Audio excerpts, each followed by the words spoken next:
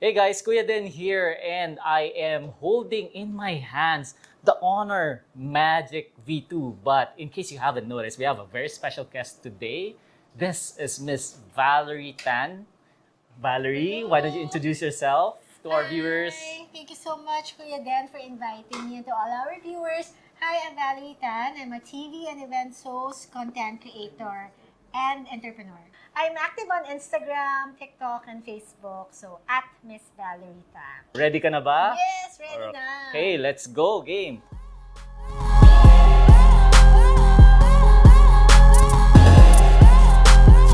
To be honest, walang halong etros. I super duper love it. I've been using it every day for the past few days.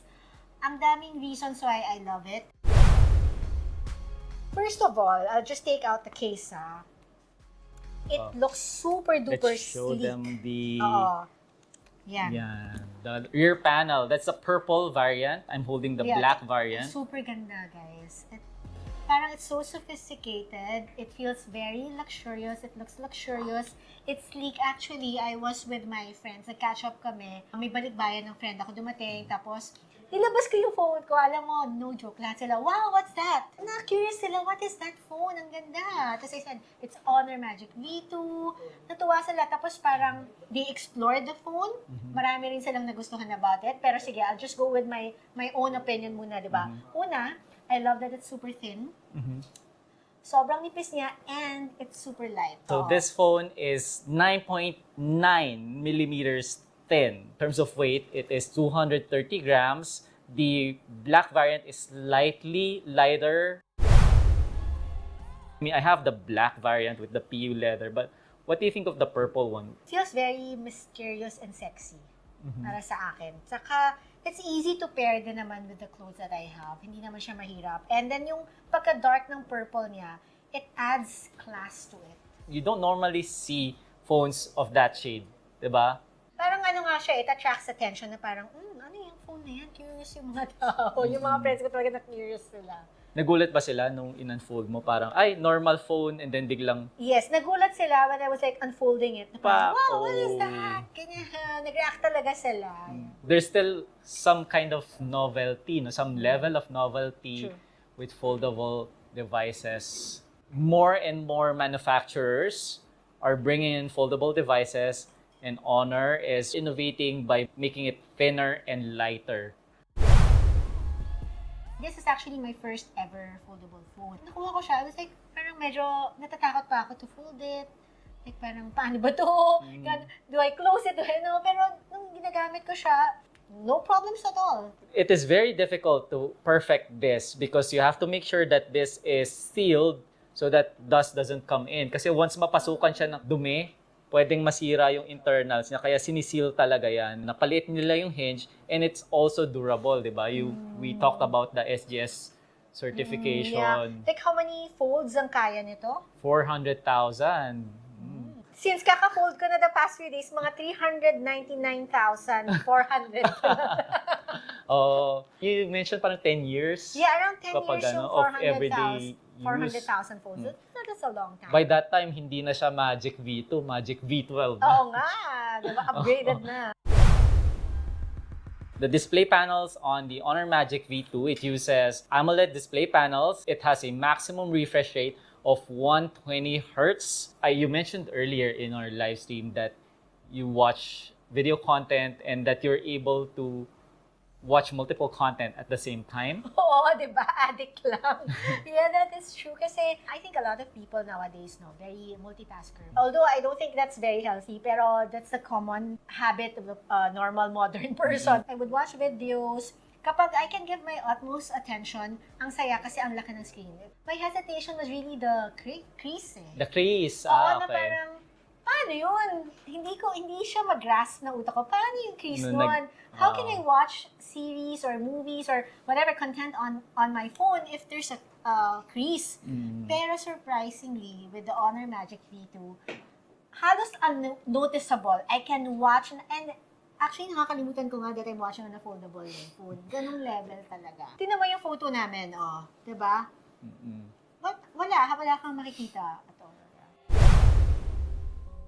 The Honor Magic V2 runs on Android 12 with Magic OS 7.2, but it is upgradable to Android 14 with Magic OS 8. Kung gusto ko mag-multitask umaga pa, I have a lot of energy, I would minimize the screen na nakalagay lang sa side, and then I would YouTube ba to? Okay. YouTube na So watching something in YouTube tapos you're browsing at the same time. Tapos makaka-answer pa ako sa WhatsApp. So, pero I do a lot of things with just this little thing na to, this thin thing. Ako, alam mo, saan ko siya gamit na gamit? When I'm driving, I just minimize Waze and then I open YouTube Music.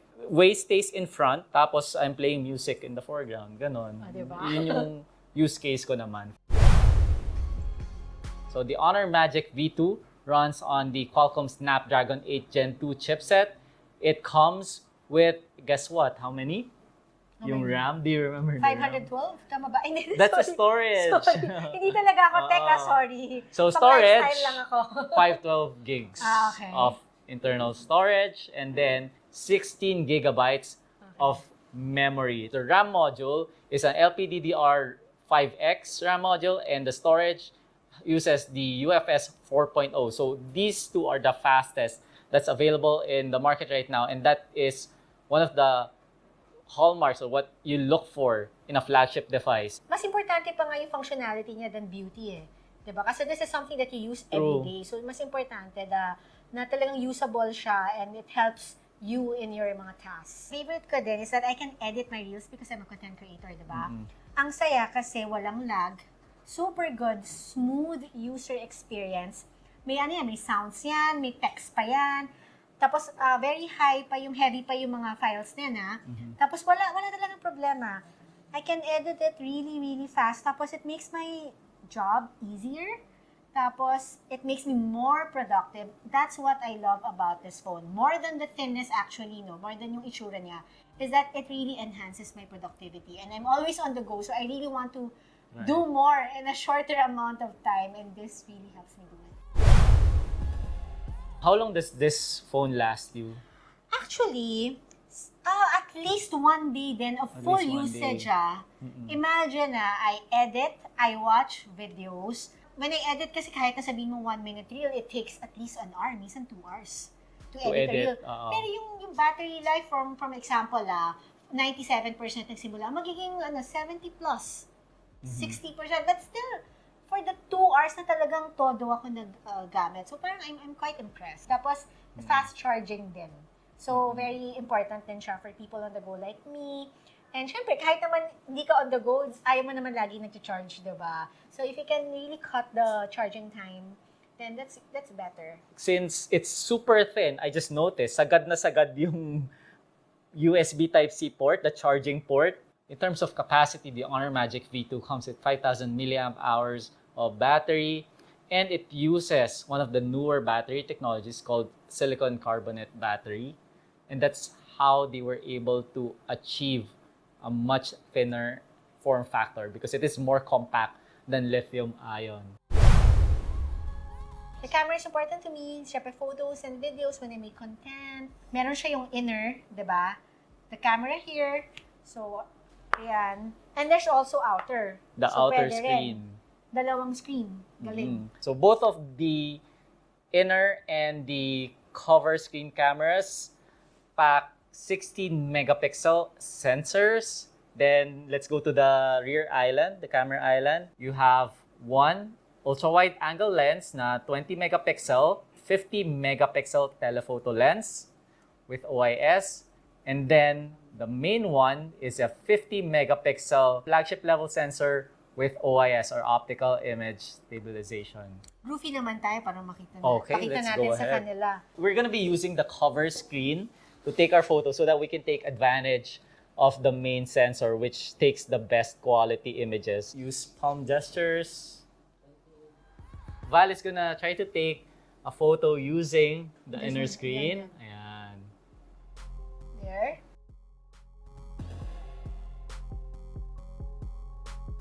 So I have the Honor Philippines production team here and Valerie Tan in the background. So let me just walk around because I just wanted to test the stabilization of the video. There's so many ways to take advantage of the hardware that comes with the Honor Magic V2. And that, I think, is the theme of the Magic V2, which is innovation in terms of hardware. Super thin, super light.